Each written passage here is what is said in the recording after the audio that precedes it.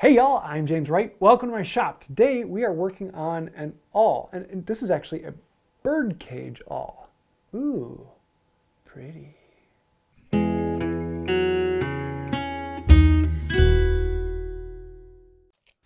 For most pin turning or other things like that, I end up using a PVC pipe as the actual mold for it. It works out pretty well. Usually a 3/4 PVC, but in this case all I had is the 1 inch on hand, so I'm going to use that instead. A little more epoxy, a little more work, but it'll be fine.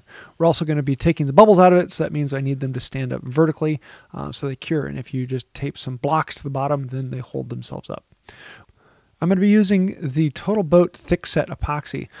Normally I wouldn't use thickset epoxy for something this small, but because I'm using the 1 inch pipe, I decided to go with that. It means it'll be a little bit more gummy to turn, but I won't have the problems of it suddenly overheating and bubbling up on me. So the thickset is what I use for pretty much anything over 3/4 inch thick, or if I'm doing large layers, anything over a 1/2 inch thick, I use the thickset epoxy. I really like it for that. So for turning, it's not the absolute best, but it does work really well as long as you take your time on it. So I'm going to be mixing it up with some extra sparkles in there, a little bit of blue, and then this cactus wood.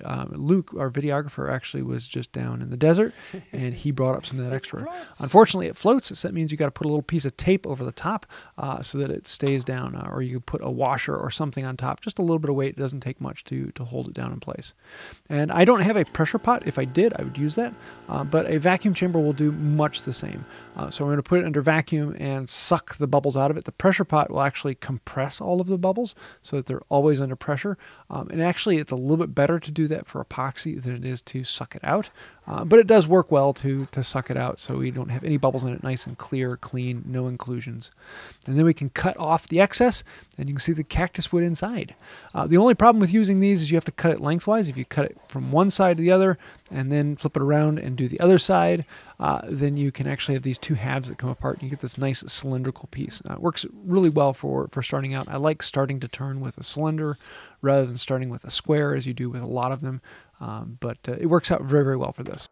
So we'll take it over to my Barnes number 5. I did a video on restoring this a while ago. Hand Tool Rescue and I actually did this.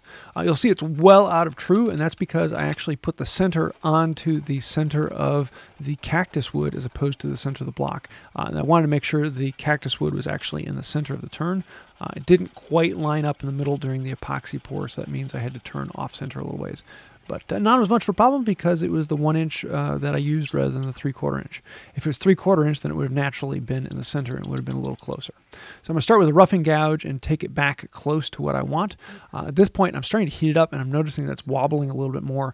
This thick set actually gets a bit gummy for turning, so you just have to take it a little bit slower. I'll take off a little bit, I'll let it sit and cool down, and then I'll come back and take off a little bit more, and it actually works out really well. Next thing I need to do is create the space for the ferrule to slide on, and I really like using carbide tools for this. It's basically using it like a scraper. It's just a carbide flat edge is really, really nice for this. And so I'm going to keep turning it down until it matches the calipers for the collar that comes with it. And the kit that I got from Tay Tools comes with the little brass ferrule as well as the awl. And this one is a little bit more loose than I'd like, but not that much of a problem. It actually kind of worked on fairly well. You see it's a little wobbly, but not too bad. And it's also unfinished, and so when I sand this down smooth, it'll give me a chance to sand that down as well. I'm going to round over the end so that it flares down towards the ferrule, and then start working on the other side. I'm going to take it down to pretty close to smooth. I could probably take a little bit more than this, but I'm not a professional turner, and so I'm just going to take it fairly close, and we'll come back and sand the rest off. And I'm not really caring about this being perfectly smooth and detailed. It's a tool that's going to be in my shop, and I could spend all the time to really detail this in and get rid of all the scratches and notches, but you know, it's okay. Have a little bit of fun, experiment, take it to the point where it's fun and no farther. I'm going to use the carbide cut-in tool or the detailing tool to get it really close. There's about a little less than a 1/2 inch of connection there, and then we can start sanding. So I'm going to start with a 200 grit and go down from there. And I wish I had spent a little bit more time around the 400 grit. There were a few scratches in the end I could have gotten rid of, but oh well. Then we run into micro mesh, and one of my favorite finishing items for epoxy, you can really detail it. You can see it comes in this set so that you can come off one at a time, and it takes it up through all the grits. I think the highest one is 16,000. And these pads last you forever. Just use them in water when you're doing it, and they work out really, really well. And yeah, it's a lot of fun, especially on this. It's a lot slower turning, so it's a little bit safer, a little bit easier. And I just really, really enjoy the foot-powered turning. I use some Yorkshire grit for the final polish on this. I like how this works out because it's a fairly rough grit to begin with, and as it breaks down, it gets finer and finer and finer, and you get this really nice, smooth shine on there. Very pleasant. Yorkshire grit is one of my favorites when it comes to epoxy for that last little detail. In the kit, you also come with the Bird Cage Awl, the tool itself. It has these flares on the side that would work great for wood, but in the epoxy, I don't want to do that. It's just going to split it out. So I did a test in a block of wood first, and then we can bring it over, put it in the chuck, and drill out from the end. We're going to drill this down a little farther than it needs to be. We don't need to make it detailed, but we still want to have a nice tight fit in there because we took the flares off of the edge, so those would naturally pinch into the wood. But I don't want that in the epoxy because I don't want to be busting this apart. Spent a good bit of time on it. And so for the cutoff, use a pull saw, little fine kerf on there, and for that last little bit, I clean it up with a file, and then I go into sandpaper.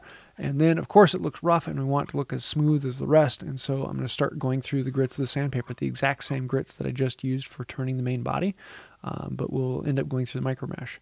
Before I did that, I figured it'd be good to put in the awl itself. That gives you another handle to hold on to while actually doing all of the detail sanding, because having that small piece is just a little bit more difficult to hold on to.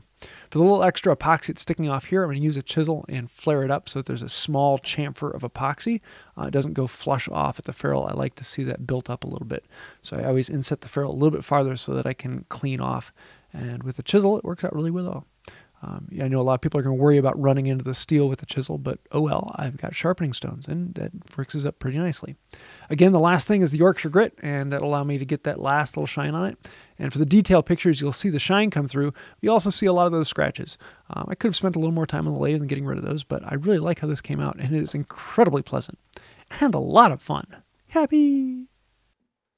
So there you have it, a bird cage awl. Now, I'm probably going to be doing a video here soon about what a bird cage awl is, but basically it's a square cross-section, sometimes a triangular cross-section, but you can do small hole drilling with it, and it's got a lot of other interesting things other than just a regular awl.